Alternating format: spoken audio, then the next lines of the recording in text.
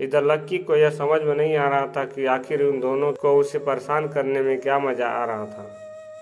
जब वो उनकी ज़िंदगी में दखल नहीं दे रहा था तो फिर उन्हें क्या ज़रूरत थी लक्की के ज़िंदगी में दखल देने की। अब तक तो वो सब कुछ बर्दाश्त कर आया था, लेकिन अब पानी लक्की के सिर से ऊपर निकल चुका था। वो पहले ही उन लोगों के मुंह नहीं लगना चाहता था, लेकिन अब उसे लग रहा था कि पानी सिर के ऊपर से निकल चुका था और अब वो उन दोनों को किसी भाषा में समझा देना चाहता था। ठीक इसी वक्त जब वहाँ पर यह सब नाटक हो रहे थे, तब साक्षी भी बाथरूम से बाहर आ गई थी। उसने डिम्पल की कही वो बात भी सुन ली थी। डिम्पल, तुझे नहीं लगता कि तू अपनी लिमिट क्रॉस कर रही है? ना हमने तुझे कुछ कहा, ना लक्की ने तुम दोनों में से किसी को परेशान किया, फिर तू सिक्योरिटी को बुलाकर क्या कहेगी? साक्षी ने डिम्पल को खड़काते हुए कहा। अच्छा, तो आप भी यहाँ पर हैं? टीचर के साथ उसकी टीचर भी आई है, डिम्पल ने ताली बजाते हुए कहा। डिम्पल को उसे देखते ही हंसी आ गई और वो आगे बोली, मुझे सिक्योरिटी को कुछ बोलने की ज़रूरत ही नहीं पड़ेगी। तुम दोनों की शक्ल देखकर ही वो समझ जाएगा कि तुम दोनों यहाँ पर खाने के लिए नहीं आए हो। तुम्हें क्या लगता है यह कोई गली कूचे का ढाबा है जिसमें कोई भी आकर बैठ सकता है, खा सकता है? तुम्हें मालूम है यह पानी की बोतल कितने की है? यह सुनते ही साक्षी की जुबान जैसे ताले लग गए थे। उसके पास डिम्पल को देने के लिए कोई जवाब ही नहीं था। जैसे भी उसे तो यही लग रहा था कि लक्की उसके साथ मजाक कर रहा था, यह सिर्फ जोश जोश में उसे यहाँ ले आया था। लेकिन डिम्पल की बातें सुनकर तो उसका शक यकीन में बदल गया था। वो तो लक्की को कहीं और ही ले जाना चाह रही थी, लेकिन लक्की ही मानने को राजी नहीं था। उसके बाद जिस तरह से डिम्पल और राहुल उसके सामने आ खड़े हुए थे, उससे ऐसा लग रहा था कि आग में और घी पड़ गया। जिस तरह से डिम्पल की शक्ल नजर आ रही थी, साक्षी को लगा कि बात को वो यहीं खत्म कर देने में सार था, इसलिए वो उससे आगे कुछ नहीं कहना चाहती थी। लक्की, चलो यहाँ से। साक्षी ने लक्की का हाथ पकड़ा और वो जाने के लिए तैयार हो गई। तुम यहाँ से जाना चाहती, वो भी ऐसे ही? लक्की ने उसकी ओर शांत नज़रों से देखते हुए पूछा। साक्षी देख पा रही थी कि लक्की के सामने इतना कुछ हो गया था, लेकिन फिर भी उसे जैसे कोई फर्क ही नहीं पड़ रहा था। साक्षी को लग रहा था कि वो सब कुछ जानते हुए भी अनजान की बनने की कोशिश कर रहा था और इसलिए वो उससे वहाँ से जल्दी निकलने के लिए कह रही थी। इससे पहले कि साक्षी उसे खींचकर बाहर ले जा पाती, डिम्पल और राहुल ने वहीं से बाहर की ओर देखते हुए चिल्लाना शुरू कर दिया। अरे सारे लोग आओ, जल्दी इधर आओ, देखो यह लोग क्या कर रहे हैं।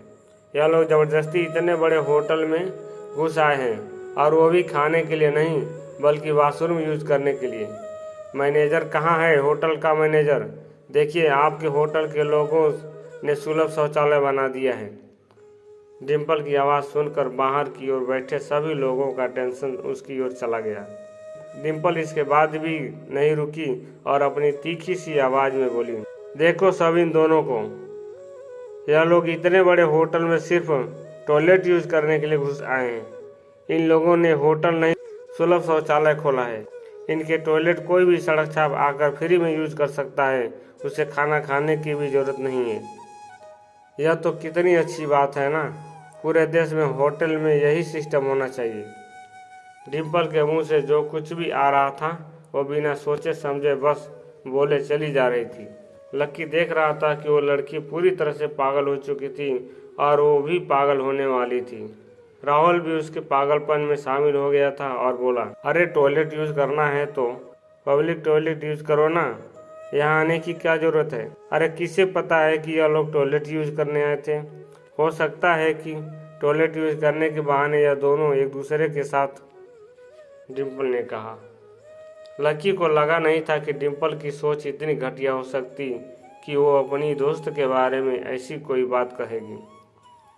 ठीक इसी वक्त हंगामा खड़ा होता देख होटल का मैनेजर वहां आ गया था।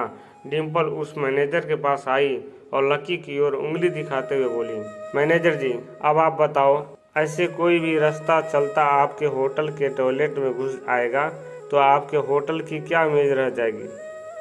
1 मिनट रुकिए, मैनेजर ने कहा और फिर लक्की की ओर देखते हुए बोला, आप दोनों यहाँ कैसे चले आए? हमारे होटल की जितनी भी फैसिलिटीज़ हैं वो सिर्फ हमारे गेस्ट के लिए है। बाहर का कोई भी आदमी ऐसे ही हमारे होटल में बिना बुकिंग के नहीं चला सकता। अब इससे पहले कि मुझे सिक्योरिटी को बुलाना पड़े, आप दोनों प्लीज़ यहाँ से बाहर निकल जाइए। लक्की चलो, साक्षी ने लक्की के कानों को फुसफुसाते हुए कहा। लक्की ने साक्षी की ओर देखा और बोला, नहीं, हम कहीं नहीं जाएंगे। लक्की ने साक्षी की ओर देखते हुए कहा, ओहो देखो तो, इन लोगों को जरा भी शर्म नहीं है। मैनेजर खुद इन्हें बाहर जाने के लिए कह रहा है और यह है कि बाहर जाने को तैयार नहीं है। और कितनी बेइज्जती सहना चाहते हो भाई, कितनी और फजीती करवाना चाहते हो। डिम्पल ने सबको सुनाते हुए लक्की और साक्षी के ऊपर तंज कसे। हाँ देखिए, आप दोनों यहाँ से चले जाइए वरना मुझे सिक्योरिटी को बुलाना पड़ेगा, मैनेजर ने कहा।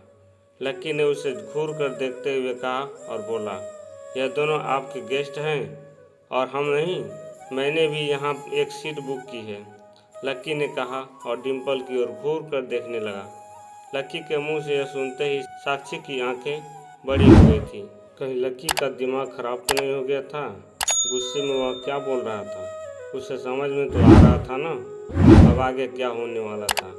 क्या डिम्पल और राहुल मिलकर लक्की और साक्षी को बदनाम कर देंगे या फिर लक्की उन्हें उनकी आवाज़ में जवाब देकर चुप करा देगा? लक्की क्या जवाब देता साक्षी को? इतने पैसे वो कहाँ से लाया? आपको क्या लगता है क्या होंगे इन सब सवालों का जवाब? कमेंट बॉक्स में कमेंट करके जरूर बताएं और सभी सवालों का जवाब पाने के लिए सुनते रहें इंस्टा मिलियन और APS वॉइस स्टोरी चैनल।